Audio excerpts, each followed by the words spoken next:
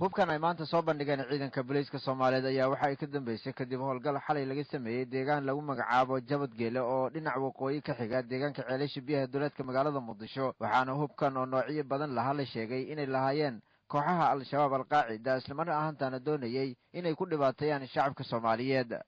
saraakiil ka tirsan ciidanka booliiska Soomaaliyeed ayaa warbixin ka siiyay sida howlgalka hubka lagu soo qabtay u dhacay ra'iisul wasaaraha Jamhuuriyadda Soomaaliya Mudane Cabdiweli Sheekh Axmed Maxamed oo goobjoog ka ahaa goobta hubkan lagu soo bandhigay oo ahayd xarunta tababarka ciidanka booliiska Soomaaliyeed ee General Kaahiye ee magaalada caasimadda Muqdisho taliyaha hoggaanka saadka ciidanka booliiska Soomaaliyeed General Cabdullaahi Xasan Bariise oo saxaafadda kula hadlay goobta hubkan lagu soo bandhigay ayaa faahfaahin ka bixiyay noocyada hubkan iyo goobta laga soo qabtay waxaa la yiraahdaa 120 janta 20 millimeter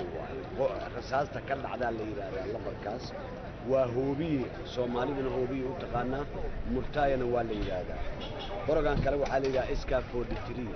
asaguna wuxuu qaataa xabadaha waxaa taqaaniin dabajeex u qaataa labadaba ciidanka booliiska Soomaaliyeed waxa uu yimid report ka hadlaayo in hubkaas cadawgu oo horena u isticmaali jiray haddana u diyaarsaday maadaama uu muxuu ahay nafl caari noqday oo beryahan ay kala carar ku jiraan waa la duugay waa la karfaniyay sidii qof bini aadan oo la duugayo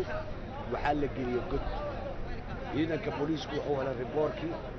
markii reportkii la helana amar baa la bixiyay